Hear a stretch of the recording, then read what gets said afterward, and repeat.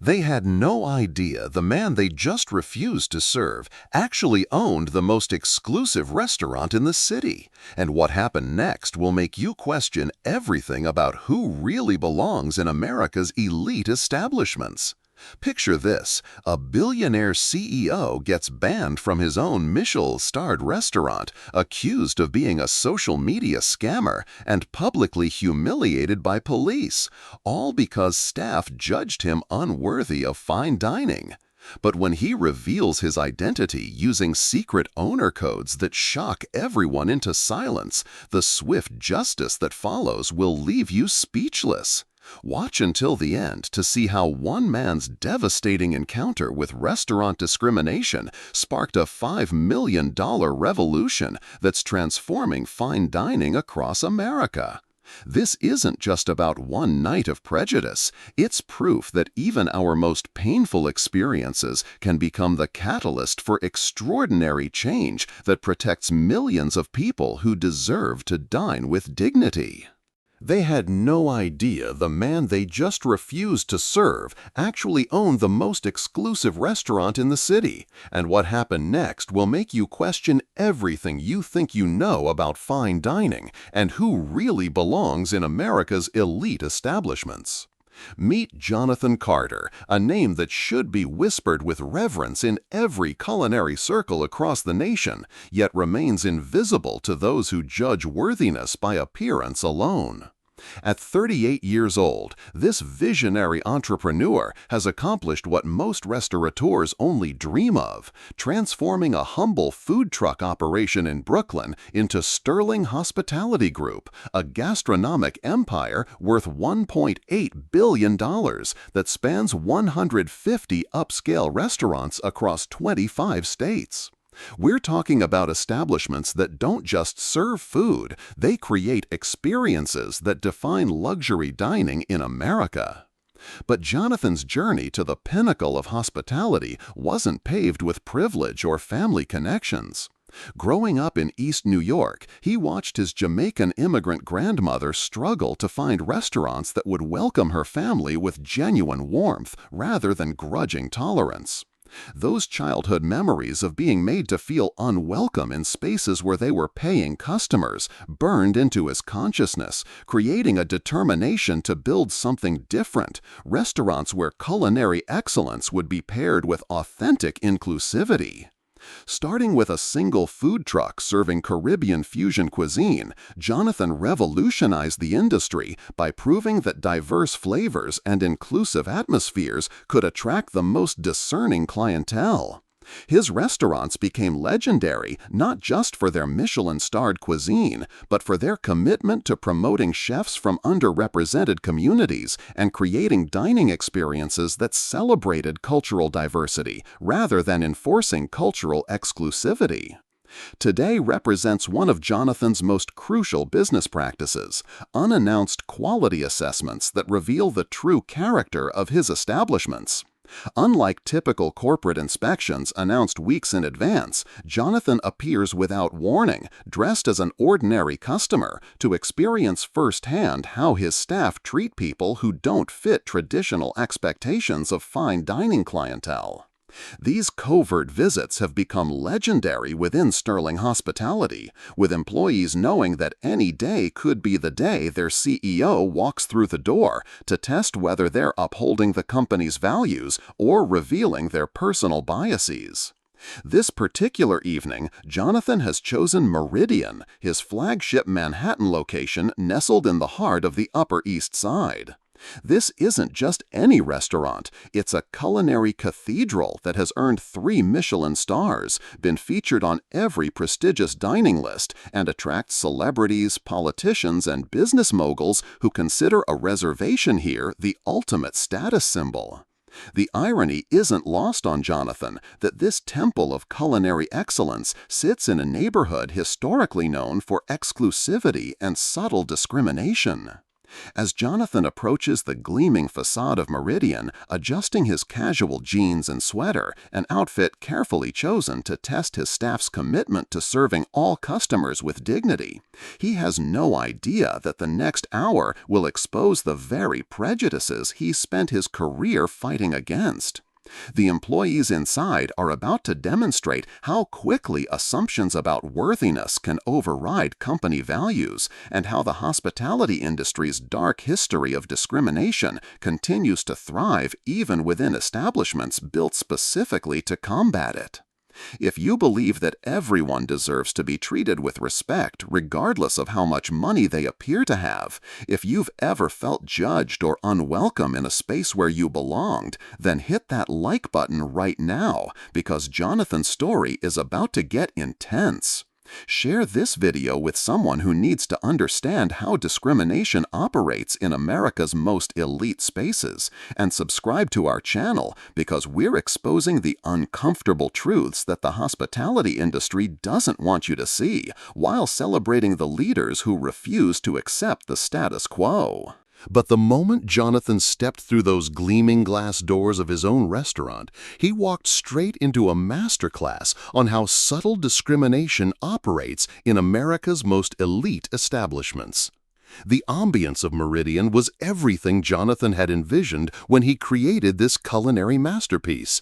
Soft lighting that made every guest look radiant, the gentle clink of crystal glasses, and the sophisticated murmur of conversations that spoke of power and influence. But as the heavy door closed behind him, Jonathan immediately sensed a shift in the atmosphere that had nothing to do with the restaurant's carefully orchestrated elegance. Behind the mahogany Hostess stand stood Ashley Montgomery, a 26-year-old blonde woman whose resume boasted experience at Manhattan's most exclusive establishments. Her smile, which had been warm and welcoming for the previous guests, froze the moment her eyes landed on Jonathan. The transformation was subtle but unmistakable. Her posture straightened defensively, her eyebrows raised slightly in what could charitably be called surprise, and her gaze swept from Jonathan's casual sweater to his jeans with barely concealed disapproval. "Good evening," Jonathan said, with the same friendly tone he used with everyone. "I was hoping to get a table for dinner tonight." His request was reasonable, polite, and delivered with the confidence of someone who had every right to be there. But Ashley's response revealed everything about the assumptions she'd already made based on his appearance. "Sir," she replied, her voice taking on the practiced tone of polite condescension that elite establishments use to exclude without appearing openly discriminatory. "We're completely booked for the next 3 months. Our reservation list is quite extensive, and we typically require advance booking for all guests." She delivered this information while pointedly avoiding eye contact, instead shuffling through reservation papers as if his presence was an inconvenience rather than a business opportunity. But what happened next exposed the true nature of the discrimination Jonathan was facing. As he stood there processing Ashley's claim of being fully booked, the door opened behind him to admit a well-dressed white couple in their 50s. Without missing a beat, Ashley's demeanor transformed completely. Warm smile returning, enthusiastic greeting flowing naturally from her lips. "Mr. and Mrs. Davidson, how wonderful to see you again," she gushed, despite having no reservation record for them. "You know what? We just had a last-minute cancellation at one of our premier tables. Let me seat you immediately." The couple was whisked past Jonathan as if he were invisible, led to a coveted window table that supposedly didn't exist moments earlier. The contrast was so stark, so blatantly obvious, that other guests in the waiting area began to notice. Some looked uncomfortable, sensing the unfairness of the situation, while others seemed to accept it as natural order. Jonathan watched this performance with the analytical eye of someone who had built his empire by understanding every nuance of hospitality service, recognizing that Ashley's behavior wasn't an isolated incident, but part of a systematic pattern of exclusion. "Perhaps you'd be more comfortable at the sports bar down the street," Ashley suggested when she returned, her tone carrying the unmistakable message that he simply didn't belong in their refined establishment. The assumption that he couldn't afford fine dining, delivered with a smile that never reached her eyes, revealed the depth of prejudice that Jonathan had spent his career fighting against. What Ashley didn't realize was that her next decision would escalate this situation far beyond simple rudeness, triggering a chain of events that would expose the ugly truth about exclusion in America's most prestigious dining establishments. What happened next would transform Ashley's subtle discrimination into something far more blatant and devastating, as Jonathan's simple request for fairness triggered a response that exposed the ugly machinery of elite exclusion. Jonathan maintained his composure despite the obvious slight, choosing to address the inconsistency with the calm professionalism that had built his empire. "I couldn't help but notice that you just seated guests who didn't have reservations," he said politely. "I'm not asking for special treatment, just the same consideration you're giving other walk-in customers. Surely you have some flexibility for someone willing to wait for any available table." But Jonathan's reasonable request for equal treatment seemed to threaten Ashley's sense of control over her domain. Her eyes narrowed as she realized he wasn't going to simply accept dismissal and leave quietly. "Sir, I need you to understand that this is a very exclusive establishment," she replied, her voice taking on an edge of irritation. "Our clientele has certain expectations about the dining atmosphere, and we have to maintain those standards." At that crucial moment, General Manager Vincent Calabrese emerged from the dining room, drawn by what his experienced eye recognized as a situation developing at the Hostess stand. Calabrese was a 20-year veteran of Manhattan's restaurant scene, someone who prided himself on running an establishment where problems were handled swiftly and decisively. But his approach to problem-solving revealed everything about who he considered worthy of fine dining. Taking one dismissive look at Jonathan's casual attire, Calabrese immediately positioned himself as the authority figure who would resolve this disruption to his perfectly ordered establishment. "Is there a problem here?" he asked Ashley, speaking as if Jonathan weren't standing right there, as if his presence was the problem rather than the discriminatory treatment he was receiving. "This gentleman is insisting on a table despite our booking situation," Ashley explained, her tone suggesting that Jonathan's persistence was unreasonable rather than his treatment being unfair. The way she emphasized gentleman carried subtle mockery, as if his claim to that title was questionable. Calabrese turned to Jonathan with the practiced authority of someone accustomed to making unwanted customers disappear. "Sir, this establishment maintains certain standards and dress codes that ensure all our guests have the premium experience they expect. We cater to a very specific clientele who have particular expectations about dining atmosphere and service quality." The coded language was unmistakable. Jonathan didn't fit their image of who belonged in an elite restaurant.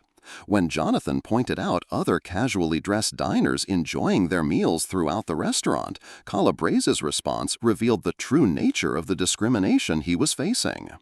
"It's not just about clothing," Calabrese said with cold finality. "It's about whether someone understands and fits our restaurant's atmosphere and expectations. Some people simply don't belong in certain establishments, and trying to force the situation creates uncomfortable experiences for everyone involved." The phrase "don't belong" hung in the air like poison, exposing the exclusionary mindset that Jonathan had built his career to combat. Here was discrimination dressed up in the language of standards and atmosphere, exclusion disguised as quality control. The psychological impact was devastating, being told you don't belong in a space you've created by employees whose paychecks you sign. Other guests began to notice the confrontation, some recording with their phones, others looking uncomfortable as they witnessed the kind of exclusion that fine dining establishments had perfected over generations. Jonathan realized that Calabrese's next move would determine whether this remained a private humiliation or become a public spectacle that would expose the dark underbelly of elite hospitality. But what erupted next would escalate this discriminatory encounter into a full-blown crisis that would expose the most toxic assumptions about race, class, and who deserves access to America's elite dining experiences. Jonathan, drawing on the diplomatic skills that had helped him navigate countless business negotiations, made one final attempt to resolve the situation peacefully. "I'd like to speak with the owner about these inconsistent policies," he said calmly. "Surely there's someone in management who can address the differential treatment I'm observing." His request was reasonable, professional, and exactly what any customer facing discrimination should do: seek higher authority to resolve unfair treatment. But Calabrese's reaction revealed that Jonathan's persistence had crossed some invisible line in his mind, transforming him from an unwanted customer into something far more threatening. "Sir, you clearly don't understand what kind of establishment this is," Calabrese responded, his voice rising loud enough for nearby diners to hear. "Our typical customer spends $300 to $500 per meal. This isn't McDonald's, and we're not running a charity for people who can't afford fine dining." The class-based attack was devastating in its assumptions and cruelty. Here was Calabrese making judgments about Jonathan's financial capacity based solely on his appearance, dismissing him as someone who belonged in fast food rather than fine dining. The irony was staggering. He was talking to the man who had personally invested millions to create this very establishment, treating him like someone begging for handouts. But the situation was about to get much worse. Head server Patricia Wells, drawn by the commotion, joined the confrontation with her own toxic contribution to the growing spectacle.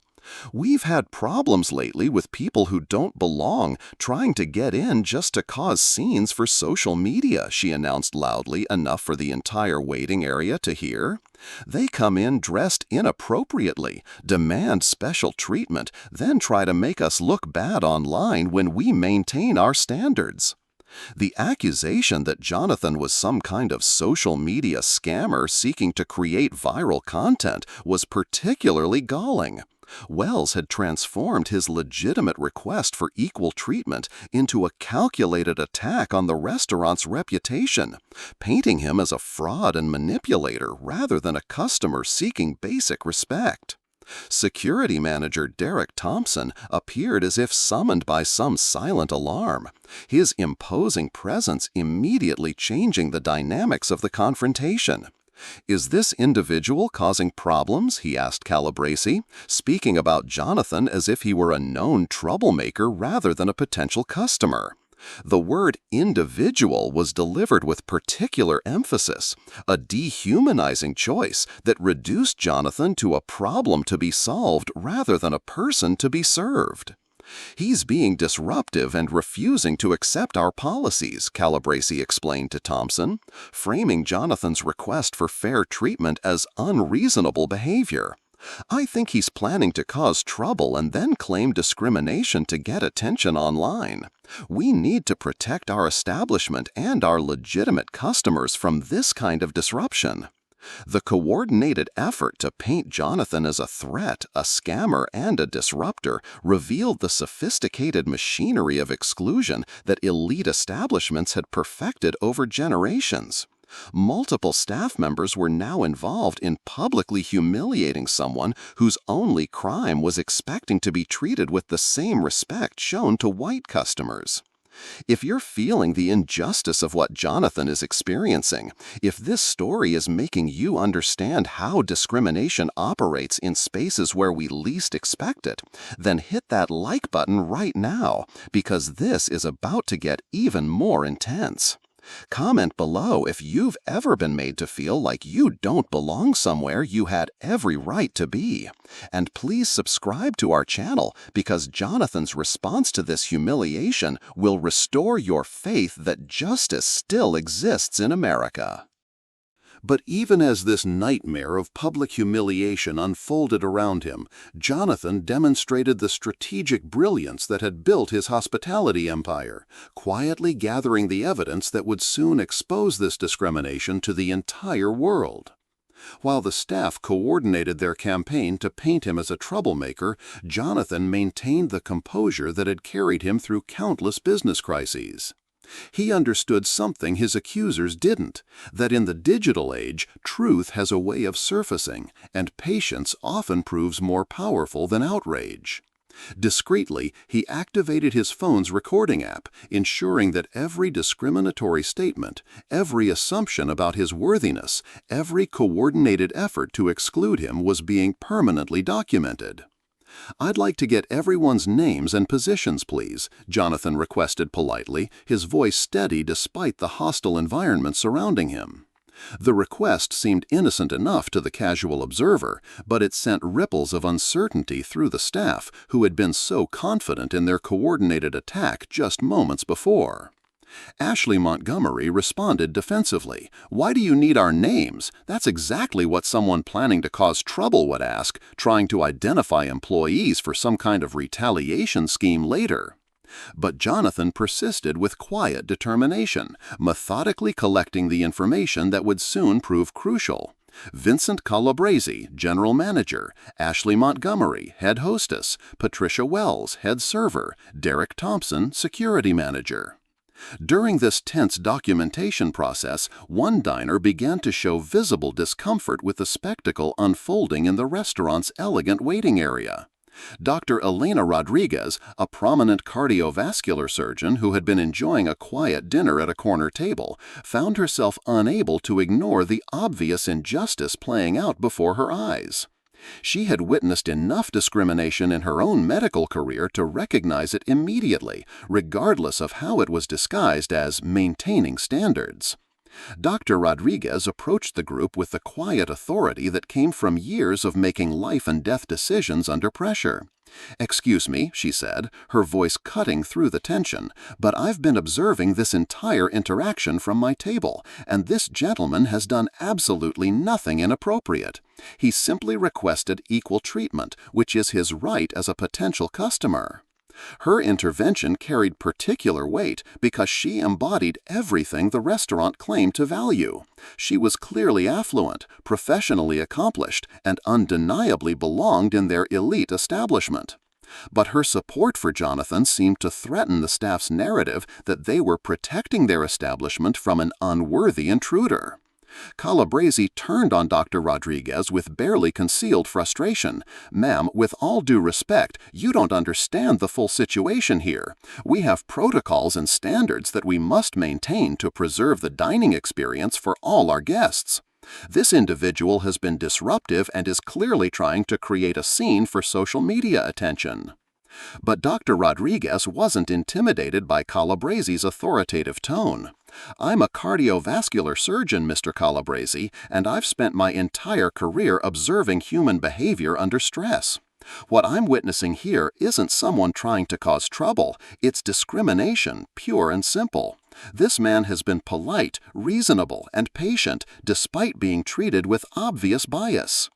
Her professional credibility and calm analysis of the situation began to influence other diners who had been watching the confrontation unfold. Some pulled out their phones, not to record what they thought was a troublemaker being removed, but to document what they were beginning to recognize as discriminatory treatment of a potential customer. The arrival of police officers Maria Gonzalez and James Chen shifted the atmosphere dramatically, but not in the way the restaurant staff had anticipated. Officer Gonzalez, a 15-year veteran with extensive training in de-escalation and bias recognition, immediately assessed the situation with professional skepticism rather than automatic support for the business. "What exactly is the nature of the complaint?" Officer Gonzalez asked Calabrese, her tone suggesting she wanted facts rather than assumptions. When Calabrese began explaining about disruptive behavior and inappropriate demands, Gonzalez turned to Jonathan with genuine curiosity rather than suspicion. "Sir, can you tell me what happened from your perspective?" she asked, treating Jonathan as a potential victim rather than a presumed perpetrator. This simple act of giving Jonathan equal voice in the narrative marked a crucial turning point in how the situation was being perceived by everyone present. Jonathan's calm, articulate response immediately contrasted with the emotional accusations being made by the restaurant staff. "Officer, I simply requested a table for dinner and was told the restaurant was fully booked, despite watching walk-in customers behind me get seated immediately.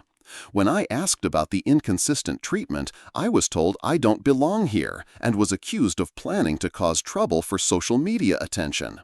Officer Chen, who had been quietly observing the body language and demeanor of everyone involved, noted the stark contrast between Jonathan's composed professionalism and the agitated defensiveness of the restaurant staff.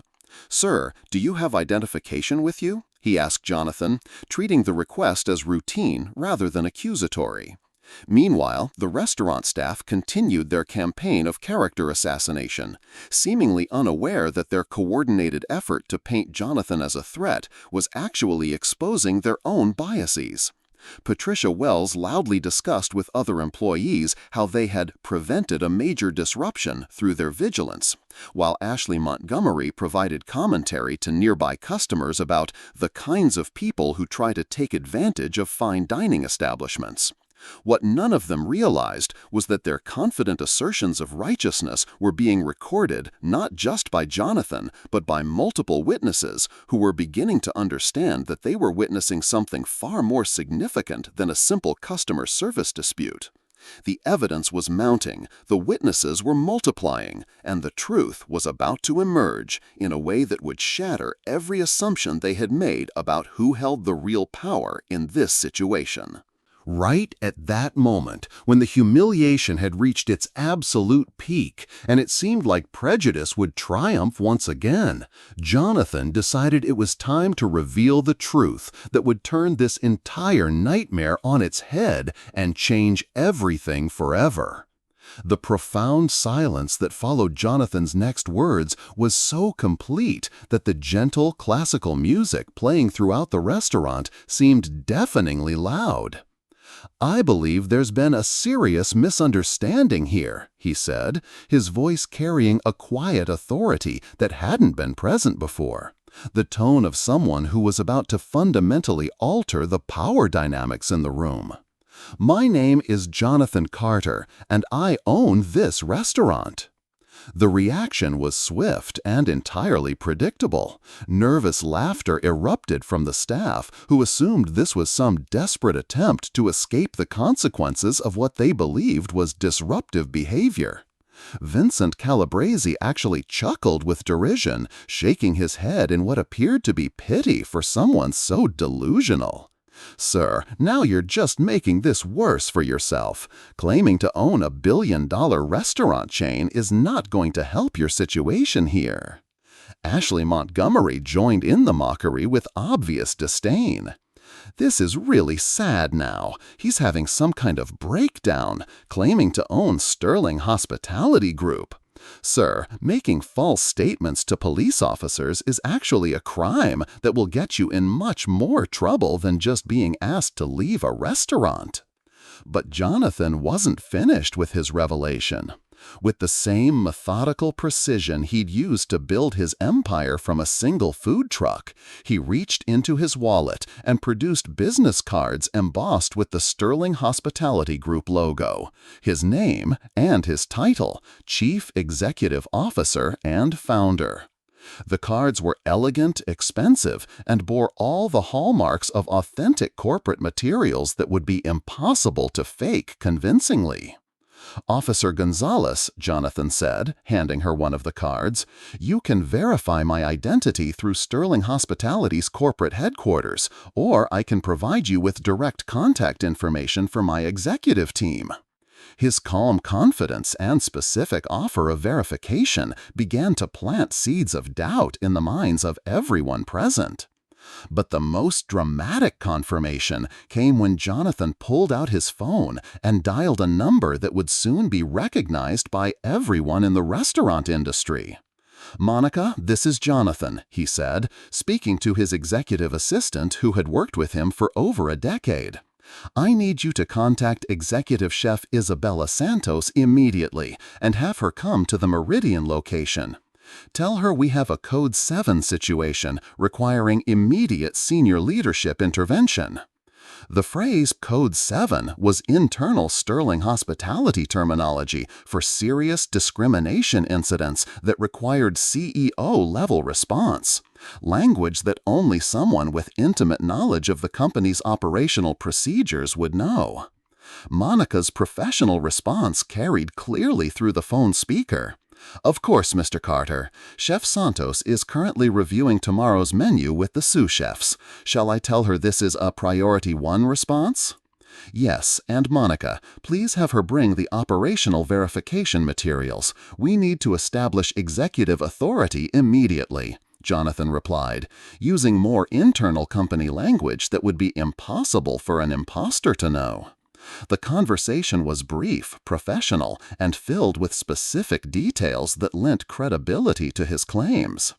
But Jonathan had one more dramatic demonstration of his authority that would remove all doubt about his identity. He approached the restaurant's main computer terminal, the one used for reservations, inventory management, and operational oversight. Under the shocked gaze of Calabrese and the other staff members, Jonathan entered a complex series of codes that only ownership-level management would possess. "Computer, activate Sterling Hospitality Emergency Protocol," he said clearly, his voice triggering the restaurant's voice recognition security system that only responded to his specific vocal patterns. The computer's response was immediate and unmistakable. "Welcome, Mr. Carter. Emergency protocols activated. All management staff will be notified of your presence immediately." The technological confirmation that Jonathan's voice was recognized by the restaurant's most secure systems sent shockwaves through everyone present. Calabrese's face went completely white as he began to understand the magnitude of what had just occurred. Ashley Montgomery actually staggered backward, her hand flying to her mouth in horror as the implications of their treatment crashed down on her. Officer Gonzalez looked at her partner with raised eyebrows, both of them beginning to understand that they had walked into a situation far more complex than a simple restaurant dispute. Dr. Rodriguez, who had been watching the revelation unfold, began to smile despite the gravity of what she had witnessed. But the final, irrefutable confirmation arrived exactly 12 minutes later, when Executive Chef Isabella Santos burst through the restaurant's main entrance, immediately scanning the crowd until her eyes found Jonathan. "Mr. Carter," she called out, rushing toward him with obvious concern and respect. "Are you all right? When Monica said Code 7, I dropped everything and came immediately." Her genuine worry, her instant recognition of Jonathan as her boss, and her professional deference provided the ultimate proof that every claim he had made was absolutely true. The man they had treated like an unwanted intruder, accused of planning social media scams and threatened with arrest, was indeed the visionary entrepreneur who had created the very restaurant where they worked. Isabella's arrival transformed the atmosphere completely, her presence confirming not just Jonathan's identity, but the full weight of authority he commanded. The staff who had been so confident in their discrimination just minutes before now stood frozen in terror, finally understanding that they hadn't just mistreated a customer, they had publicly humiliated their own CEO, the man whose vision had created their jobs and whose values they had utterly betrayed. What followed next was a swift and devastating display of corporate justice that would send shockwaves through the entire hospitality industry and prove that discrimination comes with real, immediate consequences. Jonathan looked directly at Isabella Santos, his voice carrying the quiet authority of someone who had just witnessed the complete failure of everything he'd built his company to represent. Isabella, I want you to document exactly what occurred here tonight, because we're about to implement changes that will ensure this level of discrimination never happens again at any Sterling Hospitality location. He gestured toward the staff members who were now trembling with the realization that their careers were about to end. These employees refused me service, accused me of planning social media scams, and orchestrated a public humiliation campaign based solely on my appearance and their assumptions about my worthiness. Vincent Calabrese, Jonathan announced, his voice carrying throughout the restaurant's main dining area. Your employment with Sterling Hospitality Group is terminated effective immediately. Your statement that I don't belong in my own establishment, your assumptions about my financial capacity, and your complete failure to uphold our company's foundational values of inclusion and respect make you unfit to represent our brand. Calabrese opened his mouth to protest, perhaps to offer some desperate explanation or apology, but Jonathan continued with unwavering resolve. You have 30 minutes to collect your personal belongings under security supervision. Your access to all Sterling Hospitality systems has been revoked, and you will be escorted from the premises immediately. Ashley Montgomery's termination followed with equal swiftness and finality. Ashley, your discriminatory treatment of customers, your assumption that I belonged at a sports bar rather than fine dining, and your participation in a coordinated effort to exclude someone based on appearance represents everything our company was founded to oppose. Your employment is terminated immediately. The young woman who had been so confident in her gatekeeping authority just an hour earlier now stood speechless, watching her career in hospitality management crumble in real time. Patricia Wells, who had loudly accused Jonathan of being a social media scammer, received her verdict with devastating clarity. Patricia, your public statements suggesting that I was here to cause trouble for online attention, and your participation in creating a hostile environment for a customer, demonstrate a complete lack of professional judgment and basic human decency. You're terminated immediately, and your final paycheck will reflect only the hours worked through today. Derek Thompson, the security manager who had treated Jonathan like a known criminal, faced his own reckoning. Derek, your immediate assumption that I was a threat requiring removal without any investigation or assessment of the actual situation shows a dangerous bias that cannot be tolerated in any security role. Your contract with Sterling Hospitality is terminated immediately, and we'll be reviewing your conduct with the security firm that employs you. But Jonathan's response extended beyond simple terminations to address the broader implications of what had occurred. He turned to the police officers who had responded to the call, his tone respectful but firm. Officer Gonzalez, Officer Chen, I want to commend you both for maintaining professionalism and asking questions rather than making assumptions. However, I will be filing a detailed report with your department about how this situation unfolded, not to criticize your response, but to ensure that future calls involving potential discrimination are handled with appropriate skepticism of the complainant's motivations. The most powerful moment came when Jonathan addressed the dining room full of customers who had witnessed the entire spectacle. Many had their phones out, some had been recording, and all were now part of a story that would spread far beyond the walls of Meridian. Ladies and gentlemen, what you witnessed tonight is exactly why I founded Sterling Hospitality Group. Because discrimination in dining establishments is real, it's pervasive, and it denies people access to experiences they have every right to enjoy. Dr. Elena Rodriguez, who had courageously spoken up during the discrimination, stepped forward with tears in her eyes. Mr. Carter, what happened to you tonight happens to people like us constantly, but we rarely have the platform or authority to fight back effectively. Thank you for showing us that someone with power is willing to use it to protect others who don't have the same resources. Her words resonated throughout the restaurant, highlighting the broader significance of what had just occurred. This wasn't just about one incident of discrimination.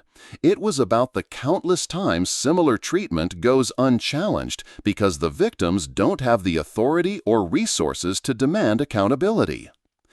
Isabella Santos was already coordinating the immediate operational response to ensure Meridian could continue serving customers despite the sudden loss of key staff. Mr. Carter, I'm calling in our backup management team from the Soho location. We'll have full staffing restored within 90 minutes, and I'll personally oversee operations tonight to ensure every guest receives the exceptional service our brand represents. But as the terminated employees were escorted from the building, their faces showing the devastating realization that their prejudice had destroyed their careers, Jonathan was already planning something far more comprehensive than simple firings.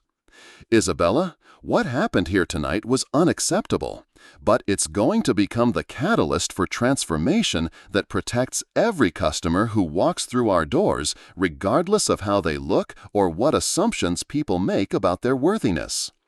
The revolution that was about to unfold would reshape not just Sterling Hospitality Group, but set new standards for the entire restaurant industry's approach to inclusion, bias prevention, and customer dignity. What Jonathan unveiled next would not only revolutionize his restaurant empire, but spark a nationwide transformation in how the hospitality industry addresses discrimination and creates truly inclusive dining experiences for all Americans. Standing in the center of his flagship restaurant, surrounded by customers, staff, and media representatives who had begun arriving after word of the incident spread across social media, Jonathan announced an initiative that would become the gold standard for corporate anti-discrimination efforts throughout the hospitality sector. Tonight marks the launch of Project Open Table, he declared, his voice carrying the same passion that had driven him from a single food truck to a billion-dollar empire. This isn't just about preventing what happened here from occurring again. This is about fundamentally transforming how restaurants serve their communities and ensuring that fine dining truly welcomes everyone who appreciates culinary excellence. The scope of Project Open Table was revolutionary in both its comprehensiveness and its commitment to measurable change. Jonathan outlined a $5 million initiative that would be implemented across all 150 Sterling Hospitality locations within 60 days. Every employee, from servers to sommelier to senior management, will complete intensive hospitality bias training developed in partnership with the National Restaurant Association, the NAACP, and leading civil rights organizations, he announced. But this won't be superficial corporate sensitivity training that employees forget the moment they leave the classroom. This will be immersive, scenario-based education that addresses real situations and creates genuine accountability. The training program Jonathan described went far beyond typical diversity workshops. Employees would learn to recognize unconscious bias in seating decisions, service timing, menu recommendations, and customer interactions. They would practice inclusive hospitality techniques, understand the historical context of restaurant discrimination, and face real consequences for bias-driven behavior. We're partnering with Cornell University's School of Hotel Administration to develop assessment protocols that measure not just what employees claim to have learned, but how they actually treat customers from different backgrounds, Jonathan explained. But training represented only the foundation of Project Open Table's transformative approach. Jonathan announced sweeping changes to hiring, promotion, and operational practices that would fundamentally alter how restaurants function. Moving forward, every Sterling Hospitality location must maintain staff diversity that reflects and celebrates the communities we serve, he declared. We're establishing partnerships with culinary schools at historically black colleges and universities, Hispanic serving institutions, and tribal colleges to create direct pathways for diverse talent in every aspect of restaurant operations. The technology component of Project OpenTable represented perhaps the most innovative aspect of the entire initiative. Jonathan revealed that Sterling Hospitality would be implementing artificial intelligence systems designed to detect and prevent discriminatory service patterns in real time. These systems will monitor seating assignments, service timing, table allocations, and customer interaction quality to identify bias before it escalates into the kind of situation we witnessed tonight, he explained. If the system detects that customers of certain backgrounds are receiving different treatment, longer wait times, less desirable seating, reduced service attention, it will immediately alert management and trigger intervention protocols. The community impact elements of Project OpenTable addressed the broader accessibility issues that had motivated Jonathan throughout his career. We're establishing community dining programs that provide fine dining experiences for underserved populations, culinary scholarship funds for students from diverse backgrounds, and partnerships with local organizations to ensure that exceptional food and hospitality reach everyone, not just those who can afford premium pricing, he announced. Dr. Elena Rodriguez, the customer who had courageously defended Jonathan during the discrimination incident, was invited to share her perspective on the broader implications of restaurant bias.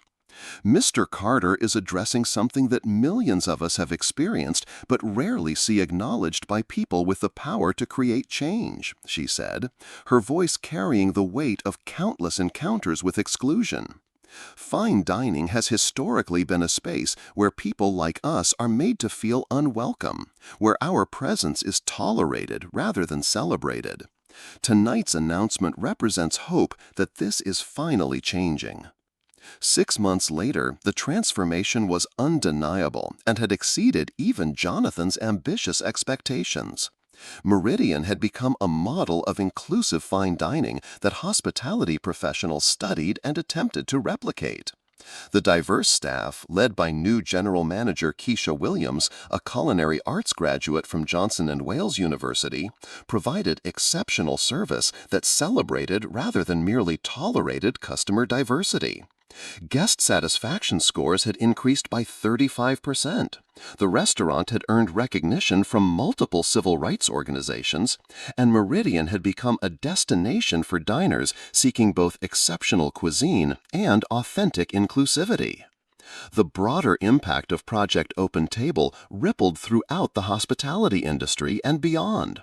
Competing restaurant groups began implementing similar anti-bias programs after facing customer pressure inspired by Sterling Hospitality's leadership. Culinary schools started requiring inclusion training as part of their core curriculum. State restaurant associations began developing bias prevention standards. The technology solutions pioneered by Sterling Hospitality were licensed to hotels, catering companies, and other hospitality businesses across the country. Jonathan's story became required reading in business schools, hospitality management programs, and civil rights organizations as an example of how leadership can transform crisis into lasting positive change. But for Jonathan, the most meaningful validation came from customers like Dr. Rodriguez, who now brought colleagues and friends to Sterling Hospitality locations because she knew they would be treated with dignity and experience genuine hospitality. Fine dining should celebrate the diversity of flavors, cultures, and people that make our communities vibrant, Jonathan said during his keynote address at the National Restaurant Association's annual conference. What happened to me that night was painful and humiliating, but it became the catalyst for changes that are protecting millions of diners across America. Sometimes it takes experiencing injustice personally to understand the urgency of fighting it systematically. But the real victory comes when we use our platforms to ensure that others never have to endure what we've survived. The legacy of that discriminatory encounter had been transformed into a nationwide movement for hospitality equity that continues to expand, proving that individual courage combined with systemic action can create lasting change that makes fine dining truly accessible to everyone who appreciates culinary excellence regardless of how they look or where they come from. Jonathan Carter's story reveals a painful truth about fine dining in America, that exclusion often masquerades as excellence, and discrimination hides behind the language of standards and atmosphere. What makes this story truly powerful isn't just the dramatic reveal or the swift justice, but how Jonathan transformed his personal humiliation into protection for millions of diners who will never know his name but will benefit from his courage to demand change. The real lesson here goes deeper than corporate accountability or employee training. It's about understanding that when we witness discrimination, we have a choice. We can be like Dr. Rodriguez, who courageously spoke up when she saw injustice. Or we can be silent bystanders who allow prejudice to flourish in spaces where everyone deserves dignity. Jonathan didn't just fire discriminatory employees, he rebuilt entire systems because he understood that lasting change requires more than punishment, it demands transformation.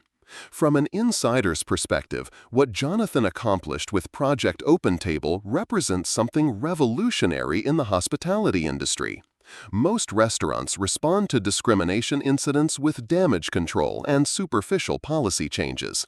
Jonathan responded by fundamentally altering how fine dining operates, investing $5 million in communities that have been systematically excluded, and creating technology that prevents bias before it escalates into humiliation. The most profound truth in this story is that our worst experiences can become our greatest opportunities to protect others. Jonathan could have quietly fired those employees and moved on. Instead, he chose to use his platform, his resources, and his influence to ensure that what happened to him would never happen to anyone else in his restaurants. That's the difference between revenge and justice, between anger and action, between being a victim and being a catalyst for systemic change. But here's what we all need to understand. Jonathan Carter shouldn't have to be a billionaire CEO to receive basic respect in a restaurant. The fact that it took revealing massive authority to stop discrimination shows us how much work remains in creating truly inclusive spaces. Every time we choose silence over speaking up, every time we accept that's just how fine dining works, we're enabling the very systems that create these painful moments. Fine dining should celebrate the diversity of flavors, cultures, and people that make our communities vibrant, not serve as a gatekeeping mechanism that determines worthiness based on appearance. Jonathan's courage proved that when we refuse to accept discrimination as normal, when we use our platforms to demand better, we can create ripple effects that transform entire industries.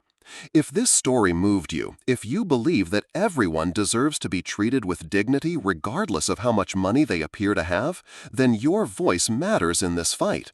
Hit that like button to show YouTube that stories about justice and transformation deserve to be shared widely. Drop a comment telling us about a time you witnessed or experienced discrimination in restaurants or other spaces. Because real change starts with real conversations about uncomfortable truths. And please subscribe to this channel because we're committed to sharing more stories that expose injustice while celebrating the leaders who refuse to accept that's just how things are. Together, we can ensure that Jonathan's courage creates the lasting change our communities desperately need.